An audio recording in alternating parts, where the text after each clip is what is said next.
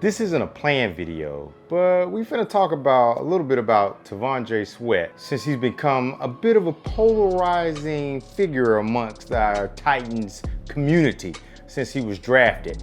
And while I feel like some of us need to pump the brakes before we start trying to throw all these descriptive words like bust and reach and failure on his name after the intro.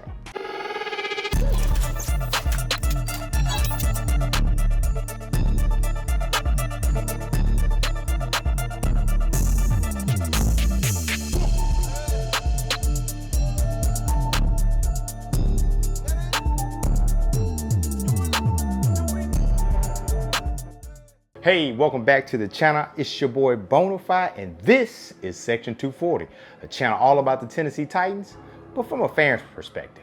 So like I said, this wasn't a video I was planning on making, but a recent appearance by Dane Brugler, who's probably one of the better draft experts in the nation.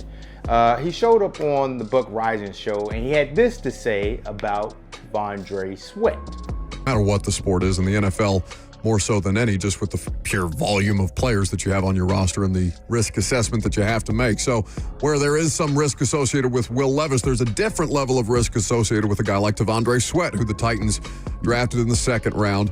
He is a phenomenal player at Texas, obviously. The Big 12 Defensive Lineman of the Year, the Outland Trophy winner. I mean, he is a really, really effective player, especially for a big guy on the interior to be able to push the pocket. And you can see what they envision putting him alongside Jeff Simmons. But for you, Dane, at least when I listened back to the Athletic NFL show that you and Robert Mays were obviously a big part of, and Nate Tice throughout the course of the draft process, it sounded like you didn't love the opportunity cost situation that they may have had with Sweat at the pick that they took him at. T'Vondre Sweat was one of the wild cards of the draft. He really was, because everything that you just mentioned, he has. For a guy that's 360 some pounds, for him to be able to move like he can, it's just, there's only so much you can do if you're a center or a blocker trying to slow him down. But it all comes down to, can you trust him? And that's something that there's several red flags. You go back to on and off the field. He's a fifth-year senior. His first 4 years at Texas combined, he had a grand total of 9.5 tackles for loss. So single-digit tackles for loss. Why not the production until your fifth and final year? You know, why did it take 5 years for you to kind of get your act together? I mean, he was open with scouts that he maybe was kind of enjoying the college life a little too much as an underclassman with the Longhorns. And that was something that scouts talked about often, about how off the field, he loved the party. You know, it was a part of what he did. And throughout the draft process, T'Vondre Sweat, when he was meeting with teams and talking with scouts, he did a lot to kind of convince teams that, hey, I'm ready to be a professional. I've turned over a new leaf, and I'm kind of matured. But then 2 weeks or 3 weeks before the draft, he gets a DWI. And it's like, okay, is this guy just telling us what we want to hear? Or, is this just a blip on his development trajectory? I mean, there's all these red flags with a guy like this who's so talented that every team looked at him very differently. He was off a lot of boards around the league.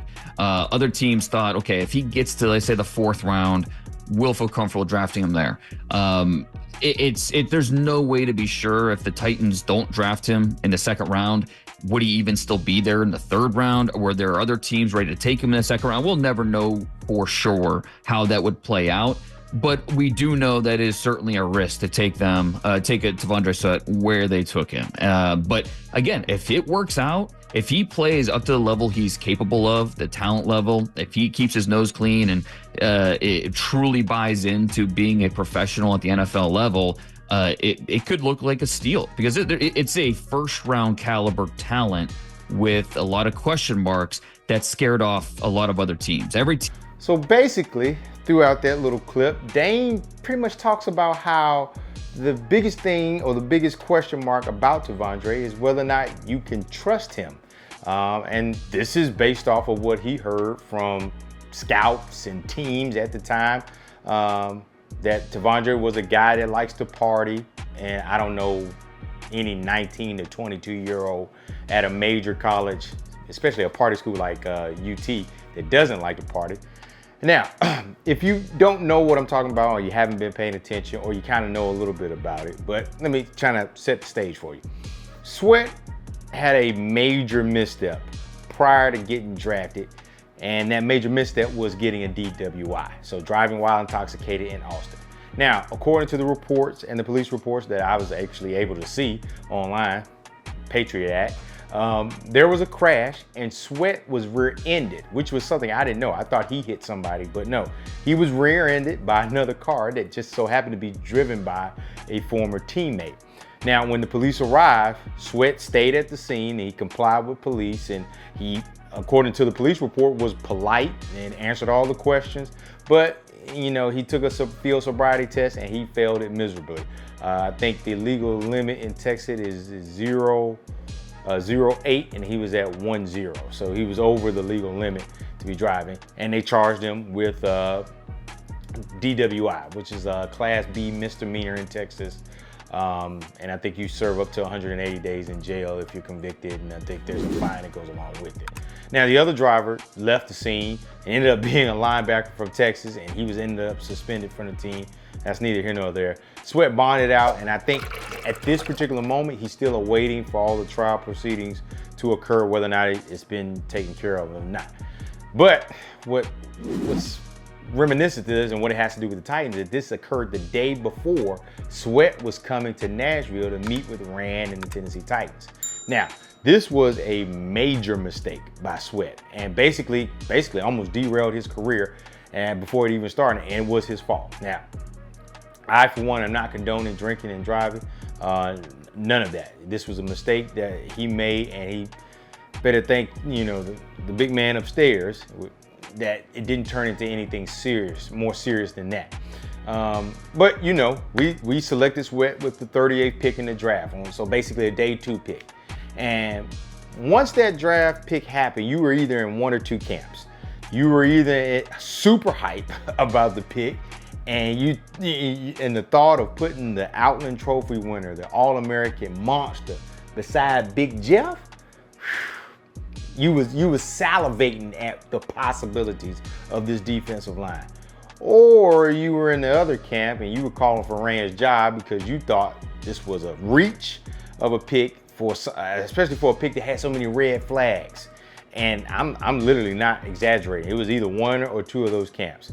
And like I said, I'm not here to put anybody on blast, but a few of the Titans bloggers that I follow seem to be in the latter camp, and you know, they were really passionate about how bad of a pick this was. And I think I know why. But if you dig into content, then go ahead, smash the like button, because this is the type of content that we drop. I talk about stuff that has to do with the Titans. So if you like the content, go ahead, smash the like button, hit the subscribe button, and man, join the section, all right? So this is the reason why I feel like everybody was heated at this particular, not everybody was heated, but for the most part, a lot of people were heated this day. And it's simple. And me having a military background and not being a doctor, you take this diagnosis as you want to. But it is PTSD, plain and simple. PTSD. But it's not the PTSD you're thinking about. Now, if you've watched this channel or you're subscribed, you've heard me mention this before, but the PTSD I'm referring to is the Panda Traumatic Stress Disorder. Now, Isaiah Wilson, also known as Panda, was drafted by us, by John Robinson, and basically he is probably going to go down in history as being one of the biggest busts in NFL history. I mean, he was absolutely terrible. I think he played maybe all of 2 snaps for us. He was off the field, on the field, anything, it does not matter. We should have known he was bad, because when you go back and look at that particular draft night video of him getting selected in the draft, even that was a disaster. So yeah, it was bad for us, and because of how bad he was on and off the field, it really scarred a lot of fans and basically left them with PTSD. And you know what? It's kind of obvious, because You can see it in the reactions to everything that surrounds this particular pick of T'Vondre Sweat. Now, even after hearing about how Rand and the whole staff did extra work vetting him, I'm talking about they took a contingent of people down there. Brian was down there, Anthony Rocker, the new DL coach, was down there, Anthony Robinson, the assistant GM, was down there, along with Rand, and they spent extra time with his family trying to figure out who this player was before pulling the trigger. Now, some will tell you, and they will say, oh, well, even beside that, it was a pick, and Rand didn't know, Rand was blowing smoke up his butt because he told us in a conference that a GM had texted him and said, hey, look, when they picked Sweat, that GM texted him and said, hey, you took my guy.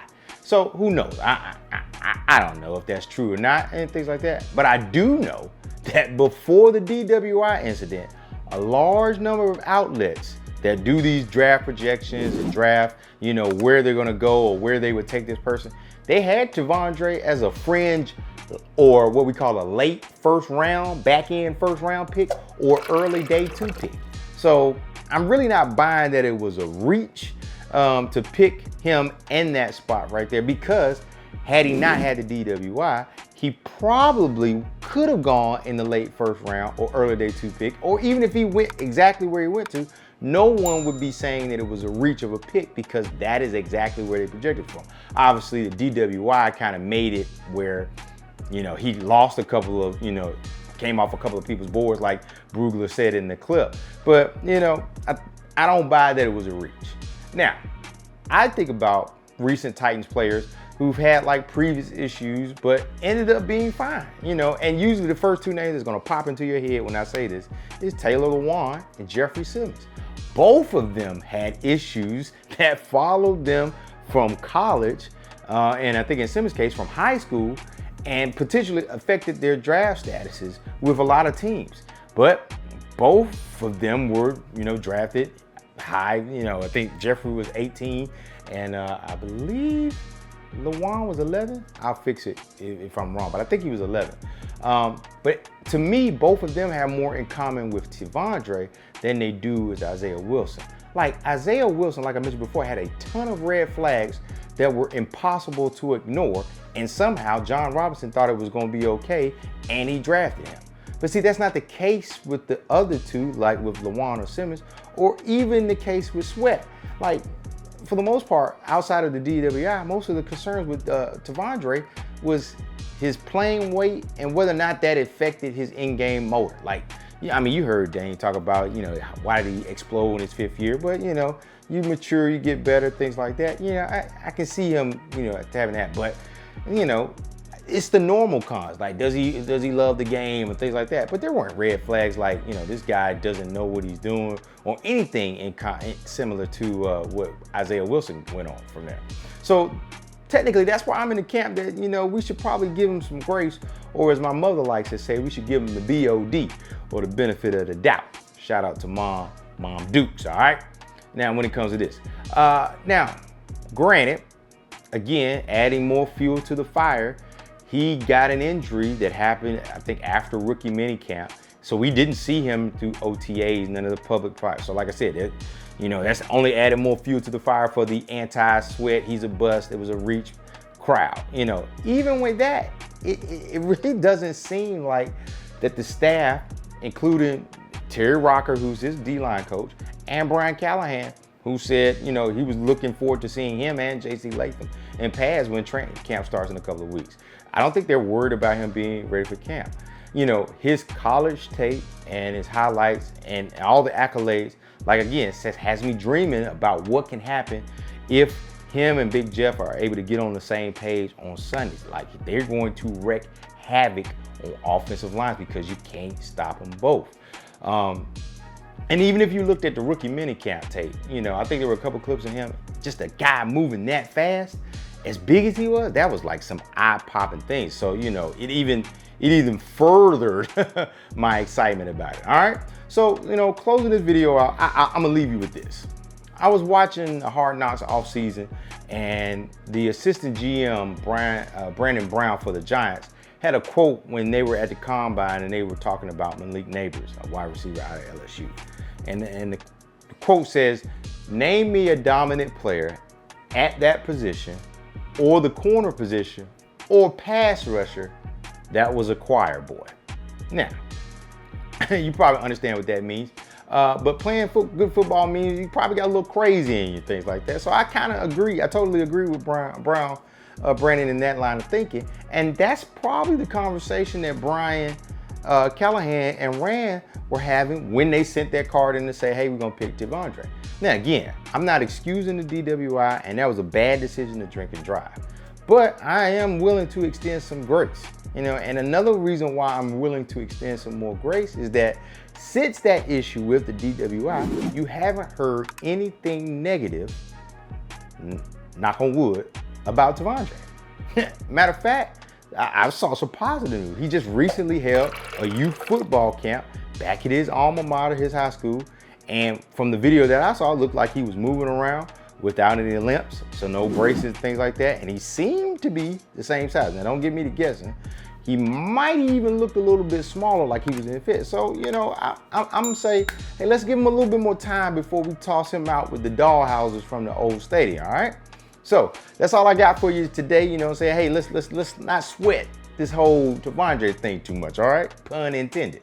So make sure you're locked in with the channel. Like I said, training camp is coming up, so make sure you locked in with us right here. You make sure you're locked in by liking, comment, and sharing with your Titan friends. And don't forget, we got that 1K Oilers throwback giveaway. All you gotta do is be a subscriber to be entered in the channel.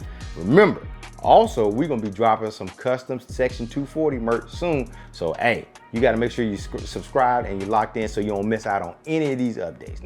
Now, check out this video where I talk about the 5 Titans players that are fighting for their roster spot this training camp. Now, as always, remember, there's plenty of room in this section for us all. Tighten up.